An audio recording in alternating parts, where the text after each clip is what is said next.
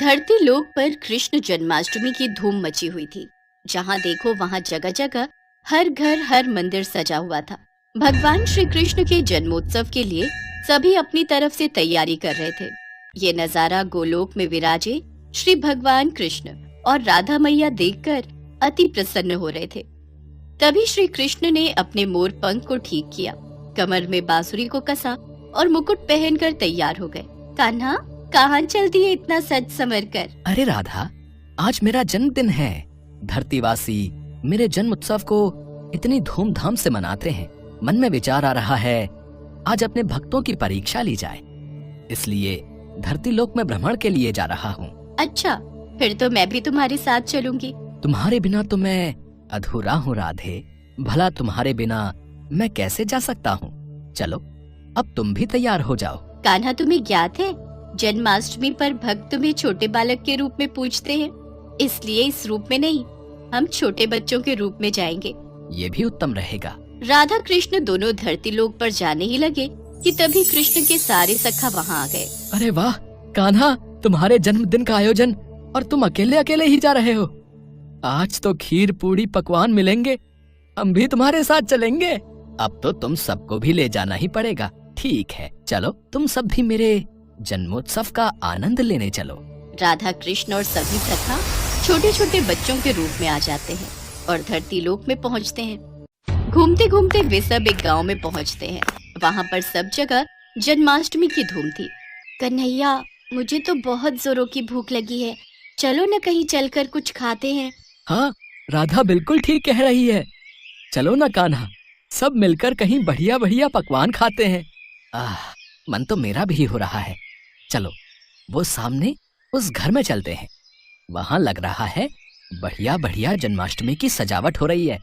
मेरे जन्मदिन की खुशियाँ मनाई जा रही हैं। चलो, सब चलते हैं। अरे अरे अरे, ये तुम सब कहाँ चले आ रहे हो? चलो हटो, बाहर जाओ। पता नहीं कहाँ कहाँ से आ जाते हैं।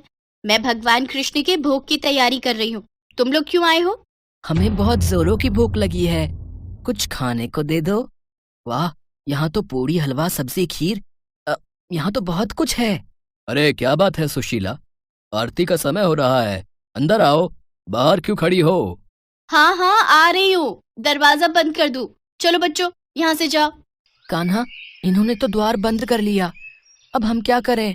हम सबको बहुत जोरों की भूख लग रही है। ये कैसी बात हुई? तुम्हारा ही जन्मदिन मना रहे हैं और तुम्हें ही कुछ खाने को नहीं दिया। अरे सुदामा, इन्हें थोड़ी पता है कि मैं वास्तव में कृष्ण हूँ। ये तो मुझे एक साधारण बालक समझ रहे हैं।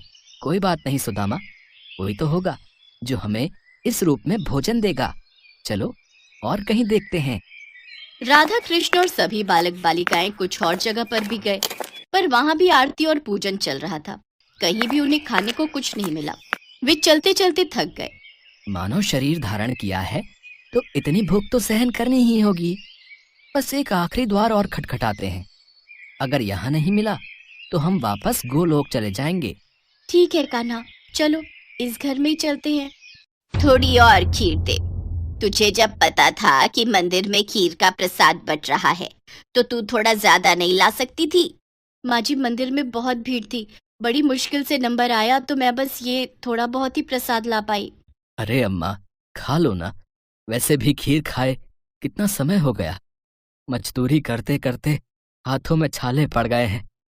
हमारी तो ऐसी किस्मत ही नहीं कि हम रोजाना ऐसी खीर पकवान खा सकें। हाँ हाँ बेटा, ये ले, तू और ले ले। थोड़ा प्रसाद बचा है, मैं खा लेती हूँ। माँ, हमें बहुत भूख लगी है, कुछ खाने को दे दो। ये लो, पहले ही थोड़ी बहुत खीर है, उसमें से भी ये बच्चे भी मांगने आ गए। कुछ नहीं है यहाँ, चलो जाओ यहाँ से। रुको माँ, मैं दरवाजा बंद करके आता हूँ। सुनिए, आज जन्माष्टमी का त्योहार है, भगवान कृष्ण का जन्मदिन। ये बच्चे उन्हीं के रूप में लगता है झांकी लेकर निकले हैं। हो सकता है इन्हें रास्ते में भूख लगाई हो। थोड़ी सी खीर है मेरे पास, इन्हें दे देती हूँ।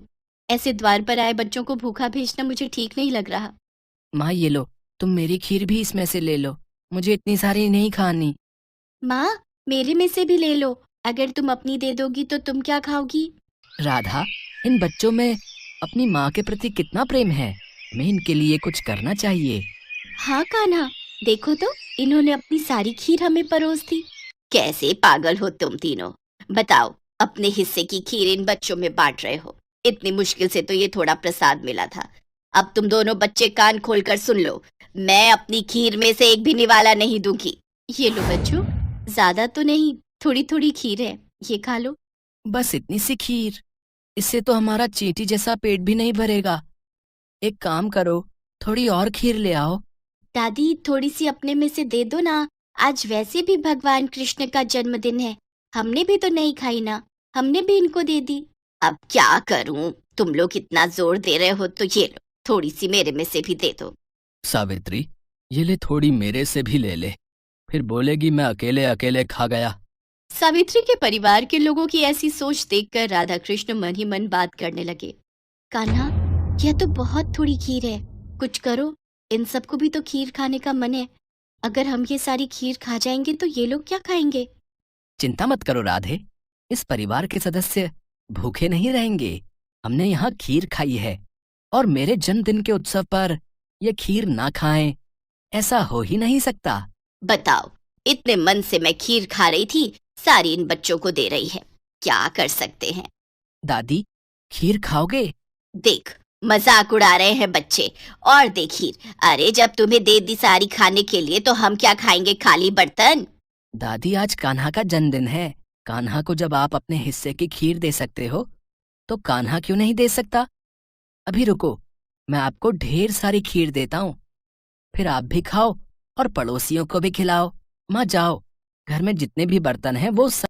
बहू, अब छोटे बच्चे मजाक करने में बाज नहीं आएंगे। वैसे ही मुझे इन सब पर बहुत गुस्सा आ रहा है। सिर्फ तेरे कारण चुप हूँ, वरना मैं इन्हें कब का भगा देती। ये लो बच्चों, पता नहीं आज तुम सब क्या खेल खेल रहे हो। देखती जाओ माँ, आओ बच्चों, तुम भी देखो। फिर क्या था, सावित्री बर्तन रखती जाती और कृष्ण जी उसमें खीर भरते जाते, भरते जाते। देखते ही देखते सारे बर्तन खीर से भर गए। ये चमत्कार देखकर सब लोग दंग रह गए। बहू, हमारे भाग्य धन्य हो गए, ये तो साक्षात कान्हा पधारे हैं। हाँ हाँ, माखन चोर नंद किशोर हमारे द्वार आए हैं, खीर से हमारे पात्र भर दिए। हे कृष्ण मुरारी, अपना रूप दिखाओ। हे राधा मैया, अपना रूप दिखाओ, हमें दर्शन दो। सबकी प्रार्थना सुनकर राधा कृष्ण अपने रूप में आते हैं। उनके साथ साथ सुदामा और सभी सखा भी अपने रूप में आ जाते हैं। इतना सुंदर दृश्य देखकर सावित्री और उसके परिवार में सबकी आंखों में आंसू आ जाते हैं।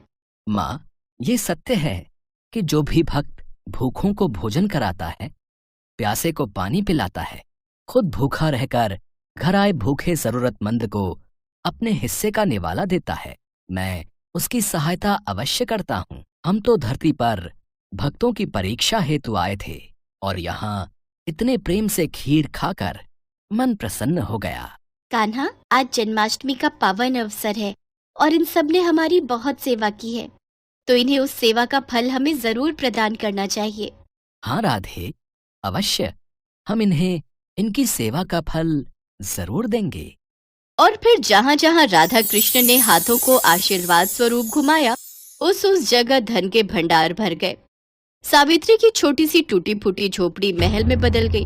उनके जीवन में सारे सुख वैभव आ गए, गरीबी और दरिद्रता दूर हो गई। सावित्री के परिवार में खुशियां देकर राधा कृष्ण और सभी ग्वाल बालों के संग वापस गोलोक लौट गए।